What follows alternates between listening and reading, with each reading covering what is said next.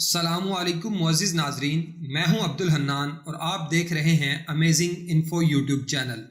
دوستو، آج میں آپ لوگوں کو یہودی مذہب میں یہودی عورتوں پر کیے جانے والے مظالم اور یہودی مذہب میں ہونے والی شادی کے متعلق انتہائی دلچسپ، عجیب و غریب اور حیران کر دینے والے حقائق کے بارے میں آگاہ کروں گا۔ یہودی مذہب کے عجیب و غریب شادی کے اصول جان کر یقیناً آپ لوگوں کے رونگٹے کھڑے ہو جائیں گے۔ واضح رہے، یہودی مذہب میں شادی کو مرد اور عورت کے درمیان ایک ایسا بندھن تصور کیا جاتا ہے جس میں خدا کی ذات بذات خود شامل ہے۔ اگر کوئی یہودی مرد شادی نہ کرے تو تالمود کی نگاہ میں وہ ایک نامکمل مرد ہے۔ مزید ایسی انٹرسٹنگ اور انفارمیٹیو ویڈیوز دیکھنے کے لیے ہمارے چینل کو سبسکرائب کریں اور گھنٹی کے نشان پر بھی کلک کر لیں تاکہ ہر آنے والی ویڈیو کا نوٹیفیکیشن آپ لوگوں کو باقاعدگی سے ملتا رہے۔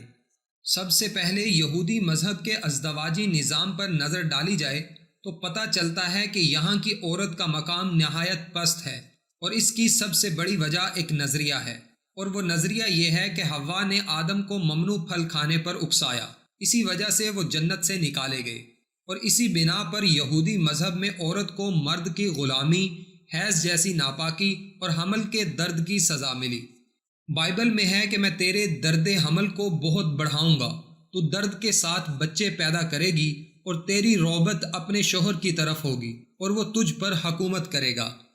یہودی معاشرے میں عورت کی حیثیت ان سخت الفاظ میں بیان کی گئی ہے کہ گھوڑا اچھا ہو یا برا اسے سکھانے کی ضرورت ہے، اور عورت اچھی ہو یا بری اسے مار کی ضرورت ہے۔ یہودیت میں عورت کی شادی خاوند کی خدمت اور اولاد پیدا کرنے کے لیے ہے۔ یہودی مذہب کا ایک اور عجیب و غریب اصول یہ ہے کہ اگر کسی مرد کے پاس کئی سال تک اولاد نہ ہو تو وہ بلا جھجک دوسری شادی کر سکتا ہے، اور دوسری شادی کرنے کے لیے اسے اپنی پہلی بیوی سے اجازت لینے کی بھی کوئی ضرورت نہیں۔ یہودیوں کی مقدس کتاب بائبل میں ہے کہ مرد زیادہ سے زیادہ بیویاں کریں تاکہ تم سے بیٹے بیٹیاں پیدا ہوں، اور اپنے بیٹوں کے لیے بیویاں لو اور اپنی بیٹیوں کے لیے شوہر لو، تاکہ ان سے بیٹے بیٹیاں پیدا ہوں اور تم وہاں پھلو پھولو۔ نکاح کے قانون کی طرح طلاق کا قانون بھی یہودی مذہب میں عورت کی مظلومیت کی داستان سناتا ہے۔ یہودی مرد جب چاہے چھوٹی سی غلطی پر بیوی کو طلاق دے سکتا ہے۔ اگر یہودی مرد کو اپنی بیوی سے زیادہ خوبصورت عورت مل جائے اور وہ اس عورت کے ساتھ زندگی گزارنا چاہتا ہو تو وہ اپنی پہلی بیوی کو طلاق دے سکتا ہے، کیونکہ مرد کو یہ حق مذہب نے دیا ہے۔ یہودی معاشرے میں مرد جب چاہیں جتنی چاہیں بیویاں رکھ سکتا ہے۔ کیا آپ لوگ جانتے ہیں کہ یہودی مذہب میں منگنی کتنے طریقوں سے کی جاتی ہے؟ اگر نہیں جانتے تو میں آپ لوگوں کو بتا رہا ہوں۔ یہودیوں میں منگنی 3 طریقوں سے ہوتی ہے۔ پہلا طریقہ یہ ہے کہ لڑکا منگنی کے طور پر لڑکی کو کچھ رقم دے دیتا ہے، جو اس بات کی علامت ہوتی ہے کہ ان کی آپس میں منگنی ہو گئی ہے۔ جبکہ منگنی کا دوسرا طریقہ یہ ہے کہ لڑکا اور لڑکی آپس میں ایک معاہدہ کر کے لکھ لیتے ہیں، اور یہ لکھا ہوا معاہدہ ان کی منگنی کی علامت ہوتا ہے۔ یہودی مذہب میں منگنی کے لیے اختیار کیا جانے والا تیسرا طریقہ نہایت عجیب و غریب ہے، لیکن یہ تیسرا طریقہ معاشرے میں بہت کم پایا جاتا ہے۔ اس طریقے کے مطابق لڑکا اور لڑکی ایک دوسرے کے ساتھ جنسی میلاب کر لیتے ہیں، اور یہی جنسی میلاب ان دونوں کے درمیان منگنی شمار ہوتی ہے۔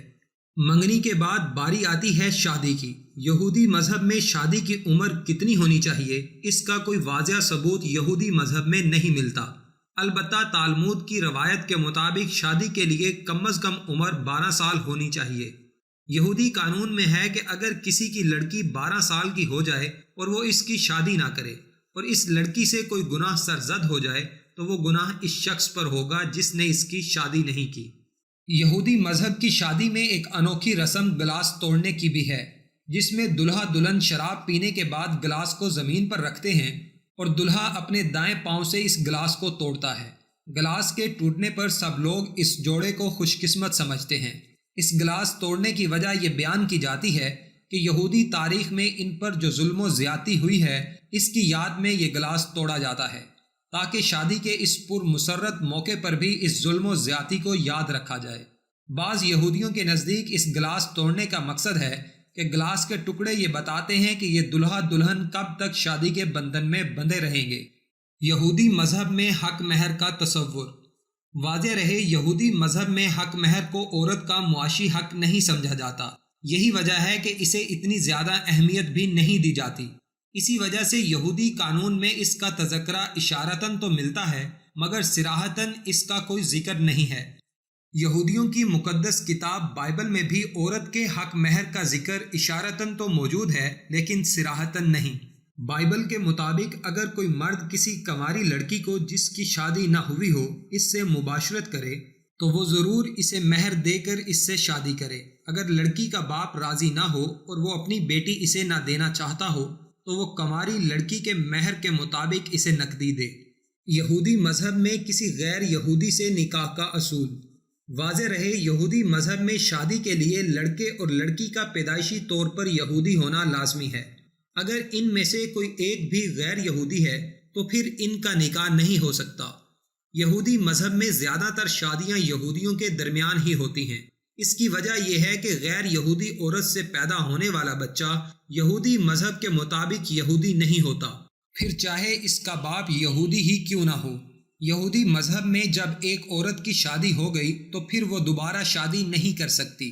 اگر کسی یہودی عورت کو اس کے شوہر نے طلاق دے دی تو بھی یہ عورت دوبارہ شادی نہیں کر سکتی اور نہ ہی کسی مرد کو اس سے شادی کرنے کی اجازت ہے۔ بائبل میں مردوں کو خبردار کرتے ہوئے لکھا گیا ہے کہ وہ کسی فحاشہ یا ناپاک عورت سے شادی نہ کرے اور نہ کسی ایسی عورت سے شادی کرے جسے اس کے شوہر نے طلاق دے دی ہو۔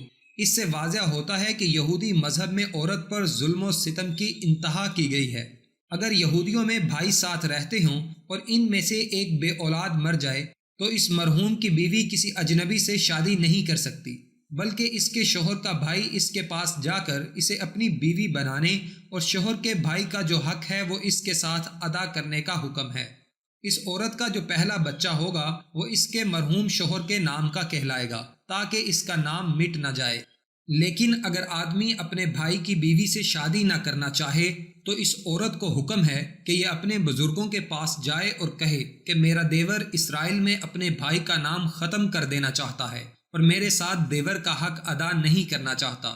تب شہر کے تمام بزرگ اس آدمی کو بلا کر سمجھائیں گے، لیکن پھر بھی اگر وہ اپنی بات پر قائم رہا اور کہا کہ مجھے اس سے شادی نہیں کرنی تو مرحوم کی بیوی کو یہ حکم دیا جاتا ہے کہ وہ اپنے دیور کے پاس جا کر اس کے پاؤں سے جوتی اتارے اور اس کے منہ پر تھوک دے اور یہ کہے کہ جو آدمی اپنے بھائی کا گھر آباد نہ کرے اس کے ساتھ ایسا ہی کیا جائے گا، اور اس طرح اسرائیلیوں میں اس کا نام پڑ جائے گا کہ یہ اس شخص کا گھر ہے جس کی جوتی اتاری گئی تھی۔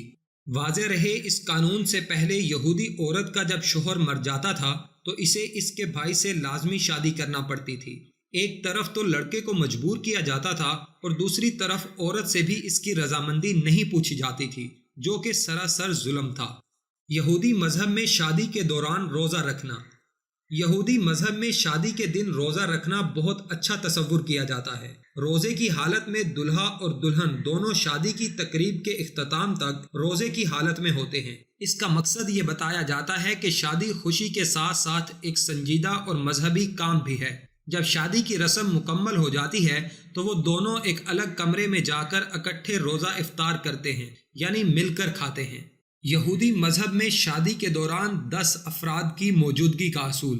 دوستو، ہمارے ہاں تو شادی کے لیے 4 گواہوں کی ضرورت ہوتی ہے، مگر یہودی مذہب میں کم از کم 10 لوگوں کا ہونا ضروری ہے جن کی موجودگی میں نکاح کی یہ تقریب مکمل کی جا سکے۔ در حقیقت یہ 10 لوگ اس شادی کے گواہ ہوتے ہیں تاکہ اگر کوئی عدالتی مسئلہ پیش آ جائے تو ان گواہوں کی شہادت لی جا سکے۔ ان میں سے ایک ربی بھی ہونا چاہیے جو تورات کی کچھ آیات اور دعاؤں کی تلاوت کر سکے اور اس جوڑے کو خدا کی رحمت کی دعا دے سکے۔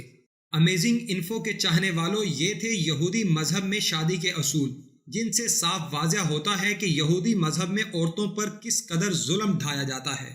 ویڈیو پسند آنے کی صورت میں اسے اپنے دوستوں کے ساتھ فیس بک اور واٹس ایپ پر ضرور شیئر کریں تاکہ ہماری حوصلہ افزائی ہو سکے۔ آج کی ویڈیو میں بس اتنا ہی۔ نئی آنے والی ویڈیو میں ملیں گے نئی اور امیزنگ انفارمیشن کے ساتھ۔ تب تک کے لیے اللہ حافظ۔